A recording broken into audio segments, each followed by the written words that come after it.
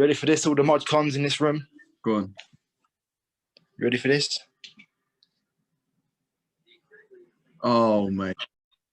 Like Moses parting the sea. Some life boxer, innit? Some life.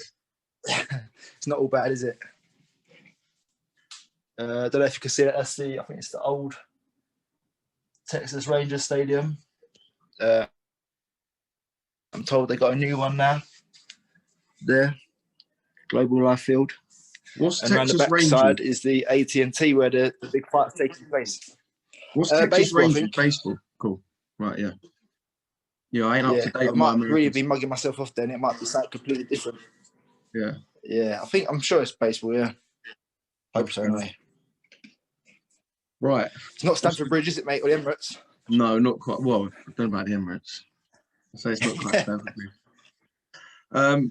Oscar BEVIS, IFL TV, proudly sponsored by Everlast. Little bit of John Ryder's automatic curtains to start the interview. How are we, mate? I'm good, mate. I'm good. First day was it? I arrived yesterday. Got a bit of sleep, bit of jet lag kicked in, and I was up for a few hours and then back to sleep. But I'm up now. My first morning. I've been to the gym, had a nice stretch, had a nice run, and ready to attack the day. And I was going to ask where at the world you're coming at me from, but like you said, the Texas Rangers old stadium in the background. Yeah, very interesting. You are in Texas, Dallas. Yeah, mate. Many people think it was a last-minute trip, and I come out when everyone thought the fight was potentially off. But I was scheduled to come out here for the last couple of weeks. Eddie, being the forward thinker that he is, said it'd be good for me to get out and promote myself a bit to the American broadcasters and obviously the news outlets. And yeah, it's been good. I mean, there's a few obviously companies like yourself that I speak to regular that are based in Mexico, in the States, that I've actually got to meet face to face. So that's been nice.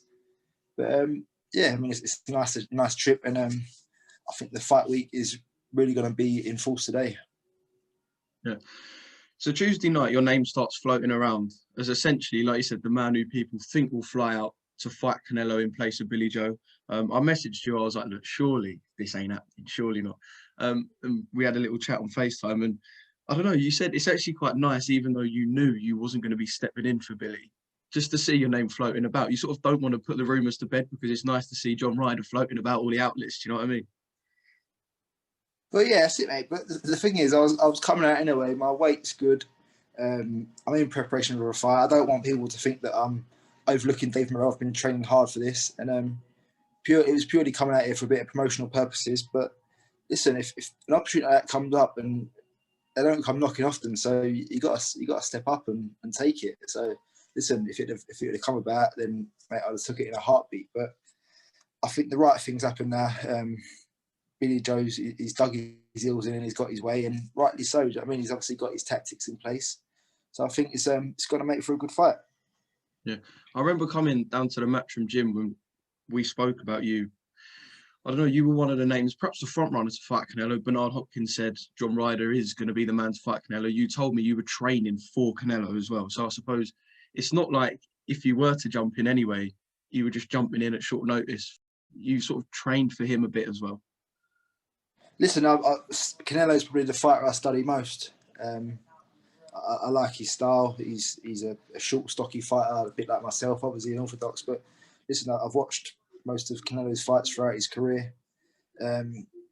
These top pound fighters, you've got to watch them. You've got to look at what they do and pick things from their arsenal and try and implement it in your own game. But listen, if the opportunity comes up to fight him, then like I said, we'll take it in a heartbeat.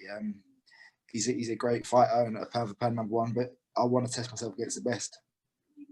Yeah, and I'll tell you one thing, you two wouldn't need a 22-foot ring because you two could fight in a post box. I know it's a cliche saying, but you and him don't need a 22-foot ring, I'll say that much.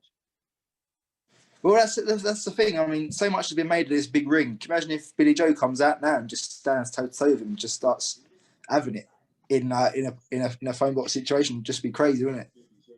Tyson Wilder style. Yeah, you never know, do you? I mean, he's made so much has been made. Not so much Billy Joe made it, but I think he's wound it up and he's let it run, and he's let his dad and his camp manager take lead with it, and then I think he's just been in the background having a laugh of it and just enjoying it, lapping it up, and I think he's riding up Sal. But I think Billy Joe's happy, he's in a good place, and just looking forward to it. How important is ring size? Like I said, you and Bill are so different in the way you fight. We saw how you fought Callum Smith, and I suppose that's what we'd expect if you fought Canelo. But how important is ring size, especially perhaps for someone like Billy, who we know is going to want to be on his toes and be moving? How important is even those 2 feet? Mate, the only time I've ever worried about ring size is when I was going to propose to my missus. I thought, if I mess this up, I'm done for. Do you know what I mean? For me, it doesn't really bother me. Do you know what I mean? I leave it to the likes of Tony and Charlie if they think bigger ring, smaller ring, whatever. I mean, I think we train in an 18-foot ring in the Matchroom gym. So, I mean, we find space in that. So, yeah, I think that's a normal size. So I'd always be happy to fight in that size. Yeah. Just want to come on to something Eddie Reynoso said, because I think he said to one of the American outlets that you were flying over as a replacement or whatever. Do you think perhaps he was just trying to nudge Billy Joe a bit by saying, look, we do have an alternative, so you better fight? Do you know what I mean? Because Eddie Reynoso did say as such that John Ryder's flying over to step in. Do you think he's just trying to get to Bill a little bit? I think they was probably trying to force his hand into taking it. I think Billy Joe was always going to take this fight. I think he was just trying to stand by his guns and get this over the line and get treated fairly. But I think Billy knows that I was always coming over.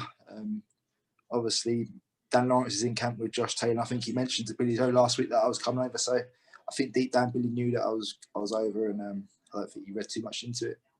Yeah, because I put a picture of me and you on FaceTime, and a couple of people said it's a bit of a backstabbing move from John, as if Billy would be pissed off that you were coming over, but Bill knew anyway. So yeah, that's it. I mean, yeah, like I say, I wouldn't want to jump on the back of Billy missing out on an opportunity and take it. Do you know what I mean? But if it all happened and Billy got out and failed a COVID test, would I be doing the same thing? Do you know what I mean? It'd be a perfect replacement, wouldn't it? But listen, it's all worked out for the better now. The right fight's happening, and I'm out here to promote myself, and that's what I'll do. Any sort of broadcasting work, anything with the zone, perhaps? Is that the sort of stuff Eddie was sort of hinting about you doing? I don't really know, to be honest. I've done a few bits yesterday when I arrived. Obviously got the press conferences today. There'll be a lot more. There's a lot more people arriving today, so probably a lot more people to talk to. But yeah, I'm gonna lap it all up, make myself as available as possible, and do everything I can. Yeah, is Martin J. Ward out there as well? No, Martin is. I think he comes to Vegas on the 19th of. He's fighting on the 29th, so I think he'll come out on the 19th of May. Are you going to stick out there in camp? Are you going to stick out there training with Tony, or are you going to go back after this fight week?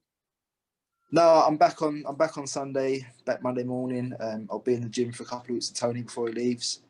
Tony will have his 10 days out there. I'll stick behind with Peter. Do a bit of sparring. I was going to go out there for a long time, but I mean, with the way things are with COVID, you don't know if you're going to be able to get the sparring, if the setup's going to be all right, what the gym's like out there. So I'd rather, in current times, just stick to what we know at home, what we know we can get the southpaw sparring adequate for what we need. So I'd rather just stick by that and then get back out. I think it's WBA regular title now against David Morrell, the Cuban. He's 4-0. The WBA have ordered it. So yeah, I'm told it's due to go ahead on June 26 in Minnesota, but waiting on that to be confirmed by PBC. And I mean, I'm training hard towards that date, so fingers crossed nothing changes and we'll be out there then. Is that you headlining the show? Because I take it Dave's with PBC. Yeah, I think Dave Morrell's signed to PBC. I believe it'll be headlining the show. Might not be. I know Gervonta Davis is on the same night, but I think that's in Atlanta, so it'll be interesting. Mate, can't wait. Thanks for jumping on, John. I know it was just a little saying. Like I said, Andy will probably do like a full breakdown of Billy Joe and what he's going to do to Ginger Bollocks, as he calls him, on Saturday. And yeah, enjoy your time out there. And Yeah, mate. I'm not jealous or anything. Look at the weather. Fuck me. Mate, you shouldn't be. I am. I am very jealous. No, you've just got into a Champions League final. Don't be jealous. I'm an Arsenal fan.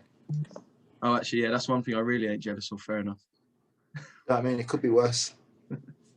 Top man, John. I'll speak to you later. Take care, mate. Go on, mate. Sweet. Take care, mate. Bye-bye.